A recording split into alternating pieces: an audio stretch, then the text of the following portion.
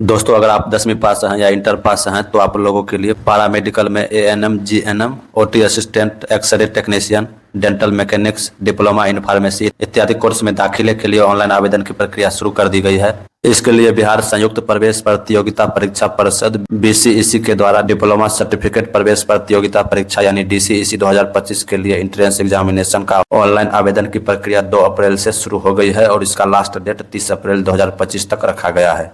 तो जो भी छात्र छात्रा पारा मेडिकल के लिए फॉर्म का अप्लाई करना चाहते हैं और इस फॉर्म को कैसे अप्लाई करना है, इसके लिए मैं इस वीडियो के माध्यम से आप लोगों को स्टेप बाय स्टेप पूरा प्रोसेस दिखाने वाला हूं। आप लोग इस वीडियो को ध्यान से अंत तक देखकर खुद से भी अपने मोबाइल या कंप्यूटर से इस फॉर्म को भर सकते हैं। अगर ये वीडियो आप लोगों को पसंद आता है तो इस वीडियो को एक लाइक जरूर कर दिया कीजिए और इसी तरह से ऑनलाइन अपडेट देखने के लिए हमारे चैनल को भी सब्सक्राइब कर लीजिए। तो आइए दोस्तों, हम अपने कंप्यूटर के स्क्रीन पर चलते हैं और आप लोगों को पूरा प्रोसेस बताते हैं। तो सबसे पहले आप लोगों को अपने मोबाइल या कंप्यूटर में गूगल को ओपन कर लेना है। इसके बाद आपको नीचे में सर्च वाले बॉक्स में BCECE टाइप करके सर्च कर लेना है। सर्च करने के बाद आपके सामने सबसे ऊपर में BCECE का ऑफिशियल वेबसाइट दिखाई देगा, आपको इस पर क्लिक कर देना है। क्लिक करने के बाद आपके सामने बिहार संयुक्त प्रवेश प्रतियोगिता परीक्षा परिषद का होम पेज खुल के आ जाएगा। दोस्तों, मैंने इस वीडियो के डिस्क्रिप्शन बॉक्स में इस वेबसाइट का लिंक डाल दिया है, आप लोग वहां से उस लिंक पर क्लिक करके डायरेक्ट इस वेबसाइट के होम पेज पर आ सकते हैं। होम पेज पर आने के बाद आपको नीचे में प्रोस्पेक्टस के नीचे में दूसरे पॉइंट में DCEC का ऑप्शन दिखाई दे रहा है, आपको इस पर क्लिक कर देना है। क्लिक करने के बाद आपके सामने प्रोस्पेक्टस का PDF डाउनलोड हो जाएगा। अब आपको पारा मेडिकल में फॉर्म भरने से पहले आपको इस प्रोस्पेक्टस को अच्छी तरह से पढ़ लेना है। इसमें आपको सारी जानकारी दी गई है।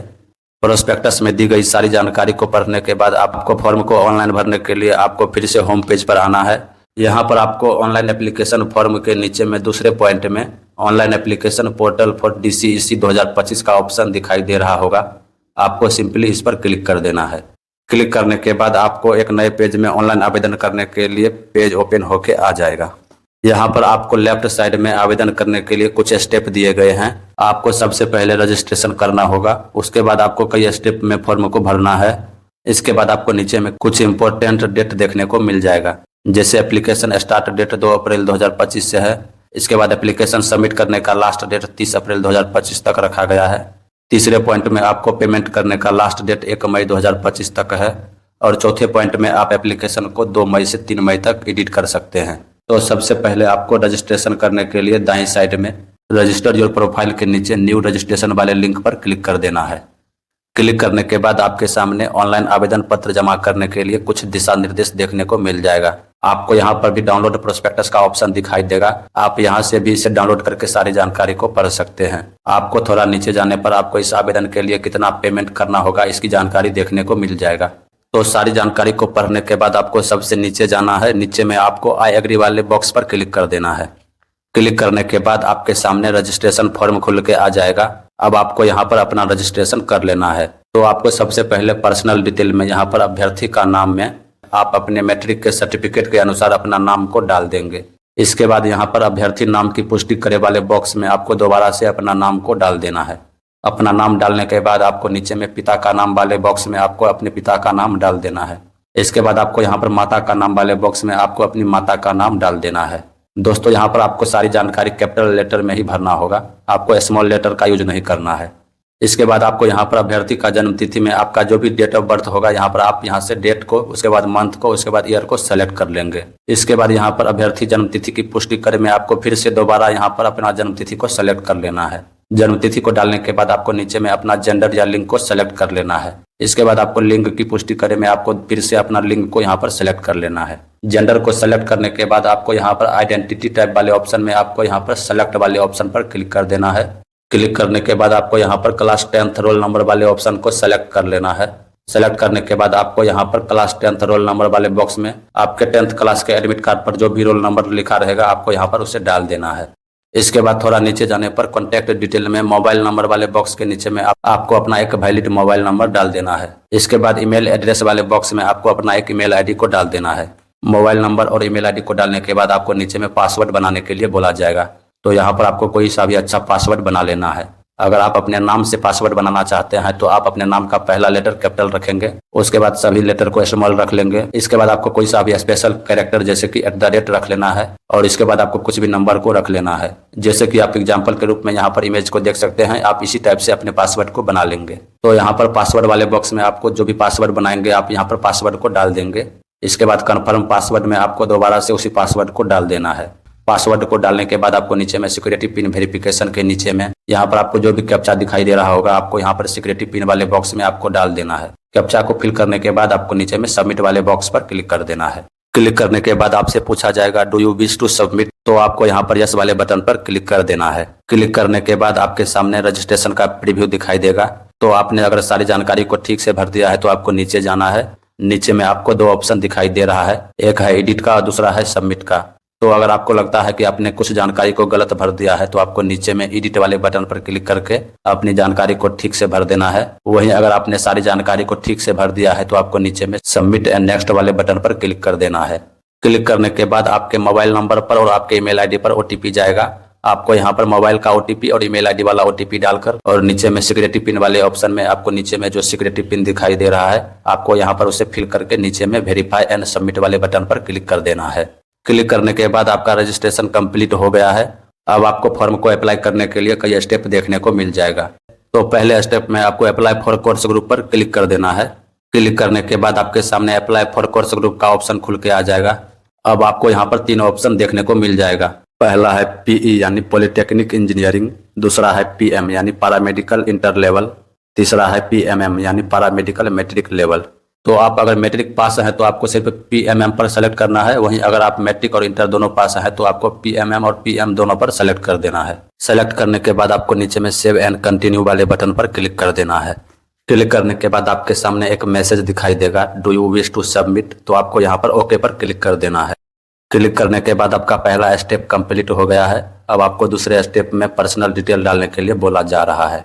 तो यहाँ पर अभ्यर्थी का जन्मतिथि में आपका जन्मतिथि पहले से सेलेक्ट रहेगा क्योंकि आपने रजिस्ट्रेशन के वक्त जन्मतिथि को फिल किया था। इसके बाद आपका जेंडर भी पहले से सेलेक्ट रहेगा। इसके बाद आपसे पूछा जा रहा है कि क्या आप बिहार के अस्थायी निवासी हैं, तो आपको यहाँ पर सेलेक्ट वाले ऑप्शन पर क्लिक कर देना है। अगर आप बिहार के अस्थायी निवासी हैं तो आपको यस पे क्लिक कर देना है। वहीं अगर आप बिहार के अस्थायी निवासी नहीं हैं तो आपको नो पे क्लिक कर देना है। इसके बाद आपसे पूछा जा रहा है कि अपनी आवासीय योग्यता का चयन करें, तो आपको यहाँ पर सेलेक्ट वाले ऑप्शन पर क्लिक कर देना है और यहाँ पर आपको पहले ऑप्शन माता पिता या पति या पत्नी बिहार के अस्थायी या मूल निवासी हैं वाले ऑप्शन पर क्लिक कर देना है। इसके बाद कोटि या कैटेगरी में आपको यहाँ पर सेलेक्ट वाले ऑप्शन पर क्लिक कर देना है और यहाँ पर आपकी जो भी कैटेगरी होगी आपको यहाँ से उसे सेलेक्ट कर लेना है। इसके बाद नीचे में कोटि की पुष्टि करें यानी कन्फर्म कैटेगरी में आपको फिर से सेलेक्ट पर क्लिक कर देना है और आपकी जो भी कैटेगरी होगी आपको यहाँ पर इसे दोबारा से डाल देना है। इसके बाद सब कैटेगरी डिटेल वाले ऑप्शन में यदि आप विकलांग है तो आप यहाँ पर सेलेक्ट वाले ऑप्शन पर क्लिक करके यस पे क्लिक कर देंगे। वहीं अगर आप विकलांग नहीं है तो आपको नो पे क्लिक कर देना है। इसके बाद अदर इन्फॉर्मेशन में क्या आप अपने अंगों के अस्थायी नुकसान या सेरेब्रल पॉलिसी से पीड़ित होने के कारण लिखने में असमर्थ हैं, सेलेक्ट पर क्लिक करके अगर आप पीड़ित हैं तो यस पे क्लिक करेंगे, नहीं तो नो पे क्लिक कर देंगे। इसके बाद योग्यता परीक्षा में उत्तीर्ण या उपस्थित होने वाले संस्थान का जिला का नाम में आपने जिस भी जिला से मैट्रिक या इंटर परीक्षा पास किया है आपको यहाँ पर सेलेक्ट वाले ऑप्शन पर क्लिक करके उस जिला को चयन कर लेना है। इसके बाद नीचे में एडिशनल इन्फॉर्मेशन में पहचान चिन्ह या मार्क ऑफ आइडेंटिफिकेशन में आपके बॉडी पर जो भी कोई निशान कटा या जला हुआ या कोई भी मोल या तिलवा हो आपको यहाँ पर उसे डाल देना है। अगर आपने सारी जानकारी को अच्छी तरह से फिल कर दिया है तो आपको नीचे में सेव एंड कंटिन्यू वाले ऑप्शन पर क्लिक कर देना है। क्लिक करने के बाद आपसे पूछा जाएगा do you wish to save, तो आपको यहाँ पर यस पर क्लिक कर देना है। क्लिक करने के बाद आपका दूसरा स्टेप भी कंप्लीट हो गया है। अब आपको तीसरे स्टेप में कॉन्टैक्ट डिटेल वाले ऑप्शन में अपना कॉरेस्पॉन्डेंट एड्रेस और परमानेंट एड्रेस को फिल कर देना है। अपना कॉरेस्पॉन्डेंट एड्रेस भरने के बाद आपको नीचे जाना है। नीचे में अपना परमानेंट एड्रेस डालने के लिए बोला जा रहा है। तो अगर आपका परमानेंट एड्रेस और कॉरेस्पॉन्डेंट एड्रेस दोनों सेम है तो आपको यहाँ पर सेम एज कॉरेस्पॉन्डेंट एड्रेस वाले बॉक्स पर सही टिक कर देना है। वहीं अगर आपका परमानेंट एड्रेस अलग है तो आपको नीचे में अपना परमानेंट एड्रेस को अच्छी तरह से भर लेना है। अपना एड्रेस भरने के बाद आपको नीचे में सेव एंड कंटिन्यू वाले बटन पर क्लिक कर देना है। क्लिक करने के बाद आपसे पूछा जा रहा है कि do you wish to submit, तो आपको यहाँ पर यस पर क्लिक कर देना है। क्लिक करने के बाद आपका कॉन्टैक्ट डिटेल वाला स्टेप भी कंप्लीट हो जाएगा। अब आपको अगले स्टेप एजुकेशनल इन्फॉर्मेशन में यहाँ पर आपको 10th और 12th की सारी जानकारी को अच्छी तरह से भरना है। तो यहाँ पर ऊपर में क्लास 10th के डिटेल में यहाँ पर आपको पासिंग स्टेटस में सेलेक्ट पर क्लिक कर देना है और यहाँ पर आपको पास पर क्लिक कर देना है। इसके बाद पासिंग ईयर में आपको नीचे में सेलेक्ट पर क्लिक कर देना है और आपने जिस भी वर्ष मैट्रिक की परीक्षा पास किया है आपको यहाँ से उसे सेलेक्ट कर लेना है। इसके बाद यहाँ बोर्ड वाले ऑप्शन में आपको सेलेक्ट करके आप जिस भी बोर्ड से मैट्रिक की परीक्षा पास किए हैं आप उसे सेलेक्ट कर लेंगे। वहीं अगर आप जिस बोर्ड से मैट्रिक की परीक्षा पास किए हैं और उसका नाम इस लिस्ट में नहीं है तो आपको नीचे में अदर रिकॉग्नाइज बोर्ड पर क्लिक कर देना है। क्लिक करने के बाद अदर बोर्ड वाले ऑप्शन में आपको उस बोर्ड का नाम टाइप करके लिख देना है। इसके बाद सब्जेक्ट वाले ऑप्शन में आपको सेलेक्ट करके ऑल सब्जेक्ट को सेलेक्ट कर लेना है। इसके बाद इंस्टीट्यूट नेम एड्रेस में आपने जिस भी स्कूल से मैट्रिक की परीक्षा पास किया है यहाँ पर आपको उस स्कूल का नाम टाइप करके लिख देना है। इसके बाद मैक्सिमम मार्क वाले ऑप्शन में आपको जितना भी टोटल मार्क का एग्जाम हुआ था आपको यहाँ पर टाइप कर देना है। इसके बाद ऑब्टेन्ड मार्क में आपको जितना भी नंबर प्राप्त हुआ है आपको यहाँ पर उसे डाल देना है। इसके बाद परसेंटेज पर क्लिक करने के बाद आपके सामने परसेंटेज दिखाई देने लगेगा। मैट्रिक का सारा डिटेल भरने के बाद आपको नीचे में क्लास 12th का सारा डिटेल भरना है। तो आपको यहाँ पर पासिंग स्टेटस में सेलेक्ट करके अगर आप 12th पास हैं तो आपको यहाँ पर पास पर क्लिक कर देना है। वहीं अगर आप 12th पास नहीं है तो आपको नीचे में अपीयरिंग वाले ऑप्शन पर क्लिक कर देना है। इसके बाद पासिंग ईयर में आपको सेलेक्ट करके आपने जिस भी वर्ष 12th का एग्जाम पास किया है आपको यहाँ पर उसे सेलेक्ट कर लेना है। इसके बाद बोर्ड वाले ऑप्शन में आपको सेलेक्ट करके आप जिस भी बोर्ड से 12th का एग्जाम दिए हैं आपको यहाँ पर उसे सेलेक्ट कर लेना है। इसके बाद सब्जेक्ट वाले ऑप्शन में आपको पीसीबी सेलेक्ट कर लेना है। पीसीबी यानी फिजिक्स केमिस्ट्री बायोलॉजी को सेलेक्ट कर लेना है। इसके बाद इंस्टीट्यूट नेम एड्रेस में आपने जिस भी कॉलेज से 12th का एग्जाम पास किया है आपको यहाँ पर उस कॉलेज का नाम टाइप करके लिख देना है। इसके बाद रिजल्ट मोड में आप परसेंटेज या सीजीपीए जो भी सेलेक्ट करना चाहते हैं यहाँ पर उसे सेलेक्ट कर लेंगे। इसके बाद मैक्सिमम मार्क में आपका जितना भी टोटल मार्क का एग्जाम हुआ है आपको यहाँ पर उसे टाइप करके लिख देना है। इसके बाद ऑब्टेन्ड मार्क में आपको जितना भी 12th में मार्क प्राप्त हुआ है आपको यहाँ पर उसे डाल देना है। आपको जितना भी मार्क प्राप्त हुआ है उसे डालने के बाद आपको यहाँ पर परसेंटेज ऑफ मार्क ऑटोमेटिक दिखाई देने लगेगा। इसके बाद आपको नीचे में सेव एंड कंटिन्यू पर क्लिक कर देना है। क्लिक करने के बाद आपसे पूछा जा रहा है do you wish to save, तो आपको यहाँ पर यस पे क्लिक कर देना है। क्लिक करने के बाद आपको अगले स्टेप में अपलोड फोटो और सिग्नेचर का ऑप्शन खुल के आ जाएगा। यहाँ पर आपको फोटो और सिग्नेचर को अपलोड करने के लिए कुछ निर्देश दिए गए हैं। जैसे यहाँ पर कहा गया है कि हाल में खींची गई पासपोर्ट आकार की रंगीन फोटो जिसमें कानों के साथ साथ 80% चेहरा साफ दिखाई देना चाहिए। यह जेपीजी फॉर्मेट में होना चाहिए और 10 KB से 300 KB के बीच होना चाहिए। फोटो की चौड़ाई और ऊंचाई क्रमशः 200 पिक्सल और 250 पिक्सल होनी चाहिए। इसके अलावा फोटो के नीचे आपका नाम और डेट मेंशन होना चाहिए और फोटो पर डेट 1 जनवरी 2025 से पहले का नहीं होना चाहिए। दोस्तों, फोटो और सिग्नेचर को अपलोड करने में बहुत से छात्रों को परेशानी हो रही है, तो अगर आप मेरे द्वारा बताए गए इन स्टेप को फॉलो करेंगे तो आपको परेशानी नहीं होगी। तो अगर आपके फोटो का बैकग्राउंड सफेद नहीं है तो पहले अपने फोटो के बैकग्राउंड को आपको सफेद करना होगा, क्योंकि आपको यहाँ पर नोटिफिकेशन में साफ साफ कहा गया है कि आपके फोटो का बैकग्राउंड सफेद रहना चाहिए। तो अपने फोटो के बैकग्राउंड को चेंज करने के लिए आपको गूगल में टाइप करना है रिमूव बीजी और इसे सर्च कर देना है। सर्च करने के बाद आपके सामने ऊपर में जो वेबसाइट दिखाई देगा आपको उस पर क्लिक कर देना है। क्लिक करने के बाद आपको अपलोड इमेज पर क्लिक करके अपने फोटो को सेलेक्ट कर लेना है। फोटो को सेलेक्ट करने के बाद आपको थोड़ा वेट कर लेना है। इसके बाद आपके फोटो का बैकग्राउंड रिमूव हो गया है। अब आपको फोटो के बैकग्राउंड में व्हाइट कलर लाना है, तो इसके लिए आपको ऊपर में बैकग्राउंड पर क्लिक कर देना है। क्लिक करने के बाद आपको कलर वाले ऑप्शन पर क्लिक कर देना है। इसके बाद यहाँ से आपको व्हाइट कलर को सेलेक्ट कर लेना है। सेलेक्ट करने के बाद आपके फोटो का बैकग्राउंड व्हाइट हो गया है। अब आपको इस इमेज को डाउनलोड करने के लिए नीचे में डाउनलोड वाले लिंक पर क्लिक कर देना है। क्लिक करने के बाद आपको ऊपर में प्रीव्यू वाले ऑप्शन पर क्लिक कर देना है। क्लिक करने के बाद आपका इमेज डाउनलोड हो जाएगा। अब आपको फिर से गूगल को ओपन कर लेना है और गूगल में सर्च वाले बॉक्स में आपको PI7 इमेज टूल टाइप करके सर्च कर लेना है। सर्च करने के बाद आपके सामने ऊपर में इसका ऑफिशियल वेबसाइट दिखाई देगा। दोस्तों, मैंने इस वीडियो के डिस्क्रिप्शन बॉक्स में इस वेबसाइट का लिंक डाल दिया है। आप लोग वहां से क्लिक करके इस वेबसाइट के होम पेज पर आ सकते हैं। क्लिक करने के बाद अब आपको अपने फोटो पर नाम और फोटो खिंचवाने का डेट डालने के लिए add name and DOB on photo वाले लिंक पर क्लिक कर देना है। क्लिक करने के बाद अगर आपके सामने कुछ ऐड आता है तो आपको इसे क्लोज कर लेना है। इसके बाद सेलेक्ट इमेज पर क्लिक करके आपको अपना व्हाइट बैकग्राउंड वाला इमेज को सेलेक्ट कर लेना है। इसके बाद आपको फोटो को थोड़ा क्रॉप करके नीचे में क्रॉप एंड नेक्स्ट पर क्लिक कर देना है। क्लिक करने के बाद अब आपको ऊपर में add extra white space on bottom पर सही टिक कर देना है। इसके बाद नेम ऑन इमेज के नीचे में आपको अपना नाम डाल देना है। नाम डालने के बाद आपको डेट ऑन इमेज के नीचे में आपको 1 जनवरी 2025 के बाद का कोई भी डेट डाल देना है, क्योंकि आपको नोटिफिकेशन में कहा गया है कि आपके फोटो पर 1 जनवरी 2025 के पहले का डेट नहीं होना चाहिए। आप यहाँ पर इस नोटिफिकेशन को भी देख सकते हैं। तो अपना नाम और फोटो खिंचवाने का डेट डालने के बाद आपको नीचे में सेव एंड नेक्स्ट पर क्लिक कर देना है। क्लिक करने के बाद अब आपको अपने फोटो के साइज को दिए गए निर्देश के अनुसार चौड़ाई को 200 पिक्सल रखना है और ऊंचाई को 250 पिक्सल रखना है। तो आपको ऊपर में डायमेंशन में पिक्सल पर सेलेक्ट करके चौड़ाई वाले बॉक्स में 200 पिक्सल और ऊंचाई वाले बॉक्स में 250 पिक्सल डालकर नीचे में इसे 50 KB डाल देना है और इसके बाद आपको नीचे में सेव एंड डाउनलोड पर क्लिक कर देना है। क्लिक करने के बाद आपका इमेज डाउनलोड हो जाएगा। अब आपको अपने सिग्नेचर का पिक्सल चेंज करने के लिए फिर से इस वेबसाइट पर बैक हो जाना है।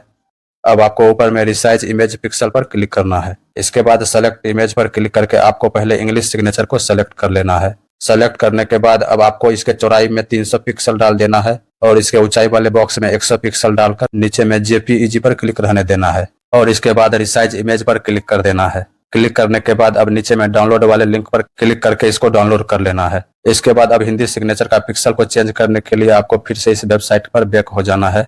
अब आपको फिर से ऊपर में रिसाइज इमेज पिक्सल पर क्लिक करना है। इसके बाद सेलेक्ट इमेज पर क्लिक करके आपको हिंदी सिग्नेचर वाले इमेज को सेलेक्ट कर लेना है। सेलेक्ट करने के बाद अब आपको इसके चौड़ाई में 300 पिक्सल डाल देना है और ऊंचाई वाले बॉक्स में 100 पिक्सल डालकर नीचे में JPEG पर क्लिक रहने देना है और इसके बाद रिसाइज इमेज पर क्लिक कर देना है। क्लिक करने के बाद अब नीचे में डाउनलोड वाले लिंक पर क्लिक करके इसे डाउनलोड कर लेना है। तो फोटो और सिग्नेचर को डाउनलोड करने के बाद अब आपको इसे JPG फॉर्म में बदलना है, क्योंकि आपका फोटो और सिग्नेचर JPEG फॉर्म में है। आप अगर इसे अपलोड करते हैं तो आपका ये फोटोग्राफ और सिग्नेचर अपलोड नहीं होगा, तो आपको इसे पहले JPG में बदलना होगा। तो आपको फिर से गूगल में टाइप करना है JPEG to JPG और इसे सर्च कर लेना है। सर्च करने के बाद आपके सामने ऊपर में जो वेबसाइट दिखाई देगा आपको उस पर क्लिक कर देना है। क्लिक करने के बाद आपको नीचे में सेलेक्ट फाइल पर क्लिक करके आपने जो फोटो अभी डाउनलोड किया है उस फोटो को यहाँ से सेलेक्ट कर लेना है। सेलेक्ट करने के बाद आपको राइट साइड में कन्वर्ट पर क्लिक कर देना है। क्लिक करने के बाद आपका इमेज JPG फॉर्मेट में कन्वर्ट हो जाएगा। अब आपको नीचे में डाउनलोड वाले बटन पर क्लिक करके इसे डाउनलोड कर लेना है। फोटो को डाउनलोड करने के बाद इसके बाद आपको इस वेबसाइट पर फिर से बैक हो जाना है और अब आपको अपने इंग्लिश वाले सिग्नेचर को और हिंदी वाले सिग्नेचर को भी JPG फॉर्मेट में चेंज कर लेना है। तो दोस्तों आपका फोटो और सिग्नेचर JPG फॉर्मेट में चेंज हो गया है। अब आपको फोटो और इंग्लिश और हिंदी सिग्नेचर के फाइल का नाम दिए गए निर्देश के अनुसार डालकर सेव करना है। इसके बाद ही आपका फोटो और सिग्नेचर अपलोड हो पाएगा। तो आपको अपने फोटो के फाइल नाम में आप अपने नाम का शुरू का 2 लेटर डाल देंगे। इसके बाद आपको अंडरस्कोर डालकर फोटो टाइप करके सेव कर देना है। जैसे अगर आपका नाम विशाल है तो आपके नाम के शुरू का 2 लेटर यानी VI को टाइप कर देना है। इसके बाद अंडरस्कोर को टाइप करके फोटो टाइप करके सेव कर देना है। अब इसके बाद इंग्लिश सिग्नेचर के फाइल नाम में आपको पहले अपने नाम का शुरू का 2 लेटर डालना है। इसके बाद अंडरस्कोर डालकर फिर ENG सिग्नेचर डालकर सेव कर देना है। अब हिंदी सिग्नेचर के फाइल नाम में आपको पहले अपने नाम का शुरू वाला 2 लेटर डालकर फिर अंडरस्कोर डालकर हिंदी सिग्नेचर टाइप करके सेव कर देना है। तो दोस्तों अब आपका फोटो और सिग्नेचर अपलोड करने के लिए पूरी तरह से तैयार हो गया है। अब आपको अपना फोटो अपलोड करने के लिए फोटोग्राफ के सामने चूज फाइल पर क्लिक करके अपने फोटो को आप सेलेक्ट कर लेंगे। इसके बाद आपको प्रीव्यू एंड अपलोड पर क्लिक कर देना है। क्लिक करने के बाद आपके सामने आपके फोटो का प्रीव्यू दिखाई देगा। आपको नीचे में सेव वाले बटन पर क्लिक कर देना है। क्लिक करने के बाद आपका फोटो अपलोड हो जाएगा। अब आपको इंग्लिश सिग्नेचर को अपलोड करने के लिए इंग्लिश सिग्नेचर के सामने चूज फाइल पर क्लिक करके JPG फॉर्मेट वाले इंग्लिश सिग्नेचर को सेलेक्ट कर लेना है। इसके बाद आपको प्रीव्यू एंड अपलोड पर क्लिक कर देना है। क्लिक करने के बाद आपके सामने इसका प्रीव्यू दिखाई देगा। आपको नीचे में सेव पर क्लिक कर देना है। क्लिक करने के बाद आपका इंग्लिश सिग्नेचर भी अपलोड हो जाएगा। अब आपको हिंदी सिग्नेचर के सामने चूज फाइल पर क्लिक करके अपने हिंदी सिग्नेचर को अपलोड कर लेना है। इसके बाद आपको सामने में प्रीव्यू एंड अपलोड पर क्लिक कर देना है। क्लिक करने के बाद आपके सामने हिंदी सिग्नेचर का प्रीव्यू दिखाई देगा। आपको नीचे में सेव पर क्लिक कर देना है। क्लिक करने के बाद आपका हिंदी सिग्नेचर भी अपलोड हो जाएगा। तो फोटो और सिग्नेचर अपलोड होने के बाद आपके सामने प्रीव्यू एंड फाइनल सबमिट वाला स्टेप खुल जाएगा। अब आपको यहाँ पर अपनी सारी डिटेल्स को अच्छी तरह से मिला लेना है। अगर आपको लगता है कि मैंने कुछ जानकारी गलत भर दिया है तो आपको नीचे में बैक टू एडिट वाले ऑप्शन पर क्लिक कर देना है और अपनी जानकारी को सही से फिल कर देना है। वहीं अगर आपने सारी जानकारी को अच्छी तरह से भर दिया है तो आपको डिक्लेरेशन के नीचे वाले बॉक्स में सही टिक करके नीचे में final submit and proceed to payment वाले बटन पर क्लिक कर देना है। क्लिक करने के बाद आपके सामने एक मैसेज दिखाई देगा जिसमें आपसे कहा जा रहा है कि अगर आपने एक बार फाइनल सबमिट पर क्लिक कर दिया तो आप अपने फॉर्म को एडिट नहीं कर सकते हैं। तो यहाँ do you wish to final submit में आपको यहाँ पर यस पर क्लिक कर देना है। यस पर क्लिक करने के बाद आपका पूरा स्टेप कंप्लीट हो गया है। अब आपको सिर्फ पेमेंट करना है। पेमेंट करने के लिए आपको नीचे में पेमेंट ऑफ एग्जामिनेशन या काउंसलिंग फी वाले बटन पर क्लिक कर देना है। क्लिक करने के बाद आपको यहाँ पर कितना अमाउंट पे करना है देखने को मिल जाएगा। आपको नीचे में सेलेक्ट मोड ऑफ पेमेंट में ऑनलाइन पेमेंट पर क्लिक करके पे फी वाले लिंक पर क्लिक कर देना है। क्लिक करने के बाद आपको नीचे में सेलेक्ट पेमेंट प्रोवाइडर में बिल डेस्क पेमेंट गेटवे पर क्लिक करके नीचे में प्रोसीड फॉर पेमेंट पर क्लिक कर देना है। क्लिक करने के बाद आपके सामने पेमेंट करने के लिए कई ऑप्शन देखने को मिल जाएगा। अगर आप क्रेडिट कार्ड या डेबिट कार्ड से पेमेंट करना चाहते हैं तो आपको सबसे ऊपर में क्रेडिट कार्ड और डेबिट कार्ड का ऑप्शन दिख जाएगा, आपको उस पर क्लिक कर देना है। इसके बाद आपको यहाँ पर कार्ड नंबर वाले बॉक्स में आपको अपने डेबिट कार्ड या क्रेडिट कार्ड का कार्ड नंबर डाल देना है। इसके बाद एक्सपायरेशन डेट में आपको एक्सपायरी डेट और CVV कोड को यहाँ पर डाल देना है। इसके बाद नीचे में कार्ड होल्डर का नाम डालकर मेक पेमेंट पर क्लिक करेंगे तो आपका पेमेंट हो जाएगा। वहीं अगर आप नेट बैंकिंग से पेमेंट करना चाहते हैं तो आप दूसरे ऑप्शन नेट बैंकिंग पर क्लिक कर देंगे। क्लिक करने के बाद आपका जिस भी बैंक में अकाउंट है आपको उसे सेलेक्ट कर लेना है। इसके बाद आपको अपना नेट बैंकिंग का यूजर नेम और पासवर्ड डाल के पेमेंट कर देना है। अगर आपको UPI से पेमेंट करना है तो आपको तीसरे ऑप्शन UPI पर क्लिक कर देना है। क्लिक करने के बाद आपके सामने ऊपर में QR कोड का ऑप्शन दिखाई देगा और नीचे में UPI ID का। तो अगर आप UPI ID से पेमेंट करना चाहते हैं तो आपको नीचे में इंटर योर UPI ID में अपना UPI ID को डाल देना है। उसके बाद नीचे में मेक पेमेंट पर क्लिक करके पेमेंट कर देना है। वहीं अगर आपको QR कोड से पेमेंट करना है तो आपको ऊपर में शो कोड पर क्लिक कर देना है। क्लिक करने के बाद आपके सामने QR कोड ओपन होके आ जाएगा। अब आपको इसे अपने मोबाइल से पे फोन या गूगल पे या पेटीएम आप जिस भी एप्लीकेशन का इस्तेमाल करते हैं उससे इसे स्कैन करके पेमेंट कर देंगे। पेमेंट सक्सेसफुल हो जाने के बाद आपको नीचे में एक मैसेज दिखाई देगा, your transaction has been completed successfully. तो आपको नीचे में गो बैक पर क्लिक कर देना है। क्लिक करने के बाद आप अपने प्रोफाइल के होम पेज पर आ जाएंगे। अब आपका सभी स्टेप कंप्लीटेड हो गया है। आपको नीचे जाना है। नीचे में आपको 2 ऑप्शन दिखाई दे रहा है। तो अपना फी पेमेंट का रिसिप्ट डाउनलोड करने के लिए आपको यहाँ पर डाउनलोड फी पेमेंट रिसिप्ट पर क्लिक करने के बाद आपका पेमेंट रिसिप्ट डाउनलोड हो जाएगा। इसके बाद आपको डाउनलोड कंफर्मेशन पेज पर क्लिक करने के बाद आपका एप्लीकेशन फॉर्म डाउनलोड हो जाएगा। यहाँ पर 5 पेज में आपका कंफर्मेशन पेज है तो आपको इसे प्रिंट करके रख लेना है। तो प्रिंट करने के लिए आपको यहाँ पर प्रिंट वाले आइकन पर क्लिक करके इसे प्रिंट कर लेना है और प्रिंट करके इसे भविष्य के लिए रख लेना है। तो दोस्तों इस वीडियो में मैंने आप लोगों को बिहार पैरामेडिकल में एडमिशन के लिए एंट्रेंस एग्जामिनेशन का फॉर्म कैसे भरना है इसका स्टेप बाय स्टेप पूरा प्रोसेस बताया है। तो अगर ये वीडियो आप लोगों को पसंद आया हो तो इस वीडियो को एक लाइक जरूर कर दिया कीजिए और अपने दोस्तों के साथ इसे शेयर जरूर करिए ताकि वे भी इस वीडियो को देखकर अपने मोबाइल या कंप्यूटर से फॉर्म को भर सके और गलतियां करने से बच सके। बाकी इसी तरह से ऑनलाइन अपडेट देखने के लिए हमारे चैनल को सब्सक्राइब जरूर करिए। मिलेंगे नेक्स्ट वीडियो में, तब तक के लिए जय हिंद।